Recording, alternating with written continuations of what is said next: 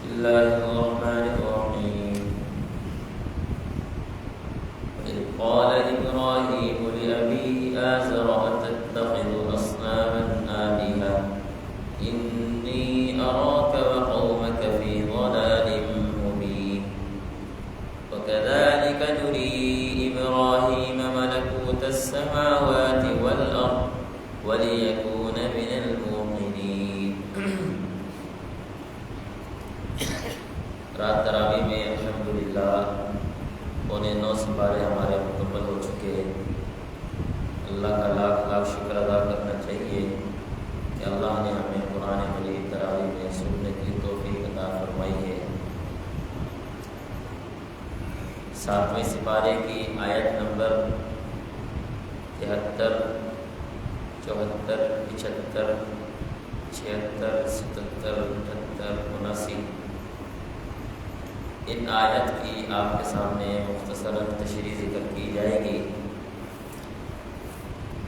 حضرت ابراہیم علیہ السلام یہ وہ اللہ کے برگزیدہ پیغمبر ہیں جن کے ملت پر، جن کے پیغمبر ہونے پر مشرک بھی اس بات کو تسلیم کرتے ہیں کہ ہمارے جد امجد حضرت ابراہیم ہیں. اس لیے اللہ رب العزت نے حضرت ابراہیم علیہ السلام کی وحدانیت توحید کے دلائل کو تفصیل سے بیان کیا ہے.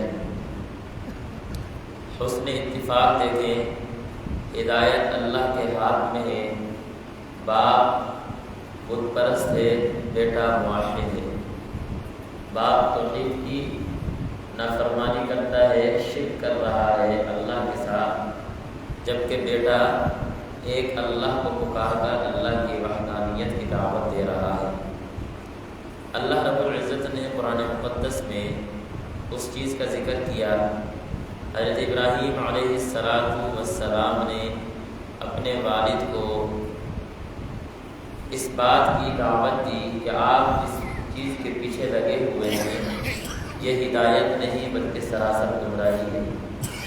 اور فرمایا وَإِذْ قَالَ إِبْرَاهِيمُ لِأَبِيهِ آزَرَ أَتَتَّخِذُ أَصْنَامًا آلِهَةً کہ میرے ابا جان آزر، ایک روایت میں آتا ہے ان کے والد کا نام تھا، دوسری روایت میں آتا ہے چچا کا نام تھا، اور ایک روایت ہے نہیں یہ والد کا لقب تھا.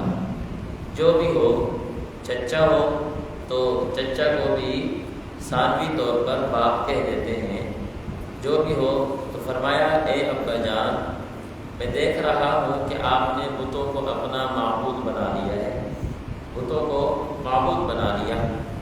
انی اراک وقومک فی ضلال مبین، کہا کہ میں دیکھتا ہوں آپ کو اور آپ کی قوم کو کھلی گمراہی میں.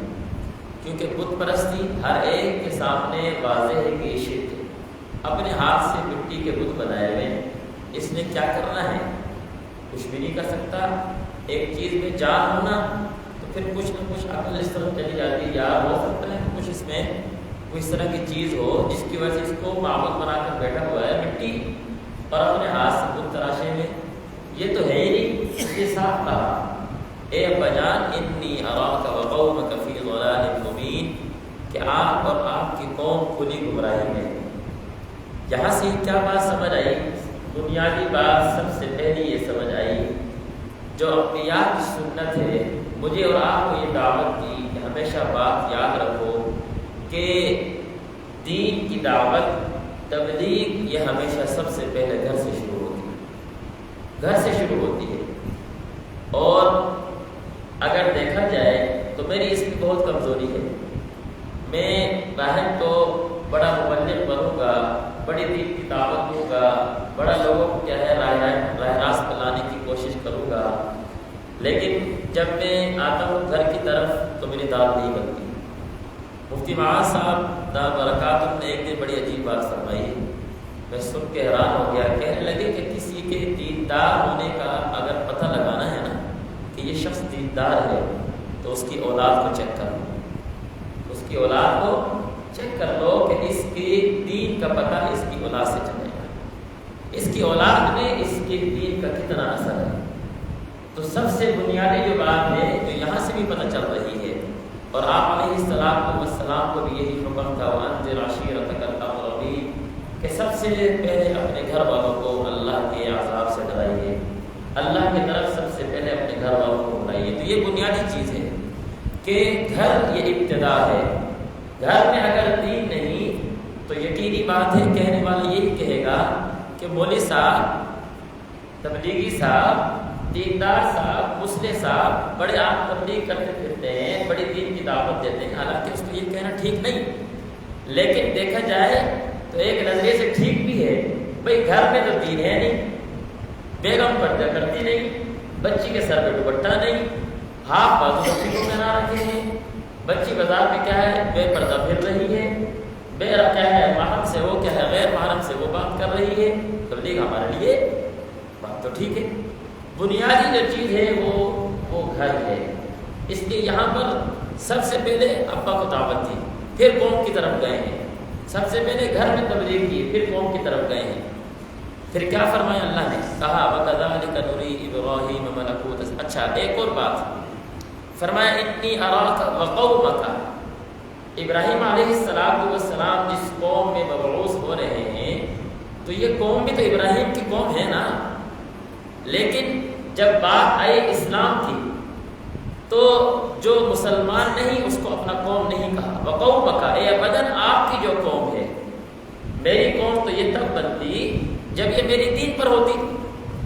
تو یہ جو ہمارے اس ملک کا قانون ہے، دو قومی نظریے، ملک کے دو قومی نظریہ، پتہ ہے نا، ایک قومی نظریہ کیا ہے اسلام کا، دوسرا قومی نظریہ کیا ہے غیر مسلم۔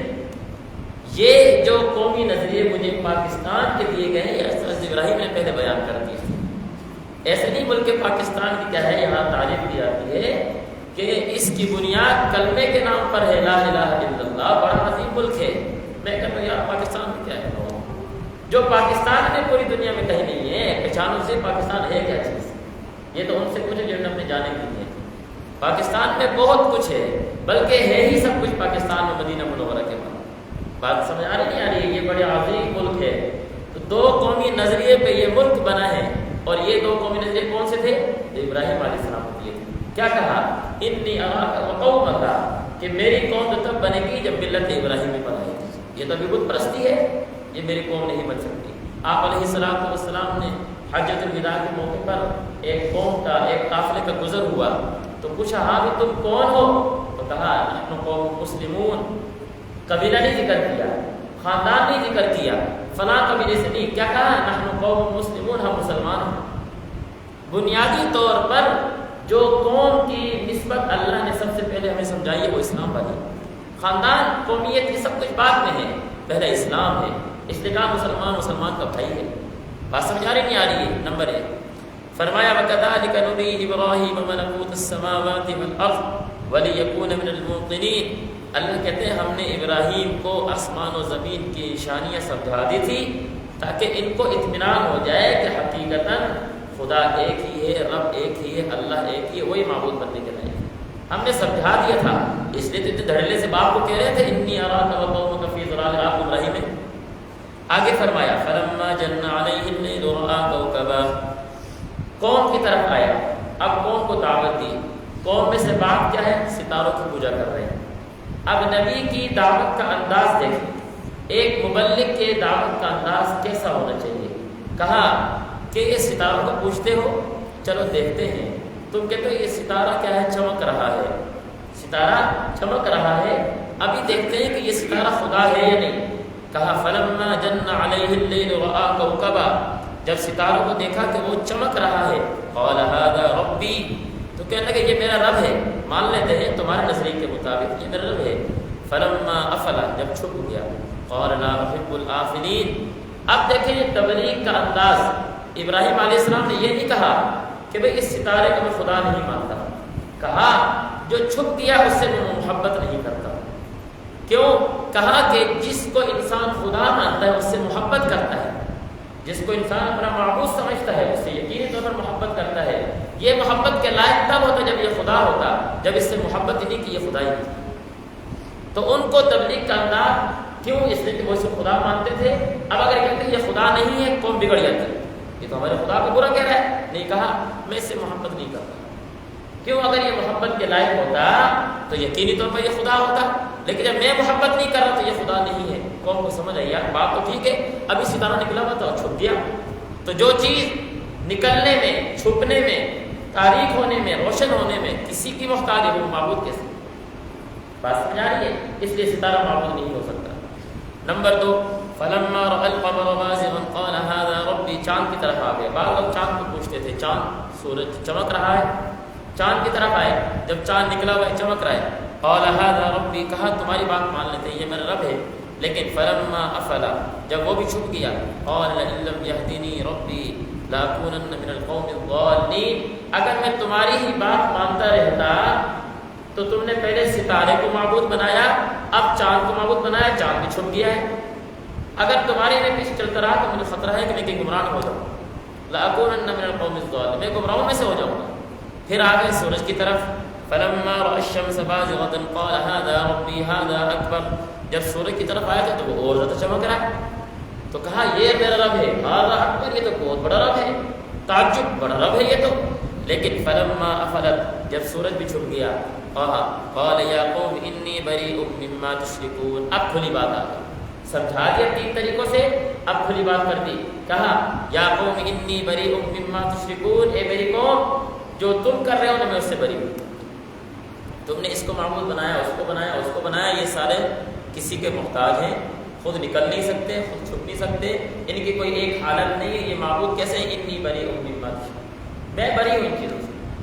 یہ ہمیں اللہ نے آپ علیہ حضرت ابراہیم علیہ السلام کی توحید کی دعوت سمجھائی ہے کہ بھئی اللہ وہی ہو سکتا ہے جو ہمیشہ سے ہو، ہمیشہ رہے، ایک حالت میں رہے، حالتیں نہ بدلے اور کسی کا محتاج نہ ہو. وہ ایک اللہ کے ذات ہے. اور اللہ نے آیت الکرسی میں صاف کہہ دیا اللہ لا الہ الا هو الحی القیوم. جو ہمیشہ زندہ رہتا ہے. الحی اس کی صفت ہے زندہ رہنا. القیوم وہ قائم رہتا، ہمیشہ رہنے والا ہے. لا تأخذه سنة ولا نوم. اس پہ اونگ نہیں آتی، اس پہ نیند نہیں آتی. له ما في السماوات وما في الارض. آسمان و زمین کا مالک ہے. من ذا الذي يشفع عنده الا باذنه. کل قیامت والے دن شفاعت کا حقدار، شفاعت کی اجازت ایک اللہ کو ہوگی. جس کو دے دے شفاعت کی اجازت، جس کو نہ دے بس. یعنی اللہ نے مکمل اپنے عقائد جو توحید کے بارے میں ہونا چاہیے وہ مجھے اور آپ کو سمجھا دیے. سورہ اخلاص میں صاف اعلان کیا قل هو اللہ احد. کہہ دو اللہ ایک ہے. اللہ الصمد. اللہ بے نیاز ہے، کسی کا محتاج نہیں. لم یلد ولم یولد. نہ کوئی اس سے جنتا ہے نہ یہ کسی سے جنا گیا، نہ یہ کسی کی اولاد نہ اس کی کوئی اولاد. ولم یکن له کفوا احد. اور اللہ تو وہ ہے جس کا ساجی بھی کوئی نہیں. ہم رشتے تلاش کرتے ہیں نا، یار یہ میرے برابر کا ہے، میرے کیا ہے خاندان کا ہے، میرے کف کا ہے. کہا اللہ کا کف کوئی نہیں، اللہ کا برابر کوئی بھی نہیں ہے. تو وہ ایک اللہ جب وہی عبادت کے لائق ہے. اب میرے لیے اور آپ کے لیے درس کیا ہے؟ اے انسان تو ذرا سوچ کہ میں نے اپنے پیسے کو اپنا معبود بنایا ہے، میں نے اپنی دکان کو اپنا معبود بنایا ہوا ہے، اپنی تجارت کو اپنا معبود بنایا ہوا ہے، اپنی ضروریات زندگی کو میں نے اپنا معبود بنایا ہوا ہے. اگر نہیں بنایا ہوا تو پھر سوچیں جب پیسہ نہ ہو میں کیوں پریشان ہوتا ہوں.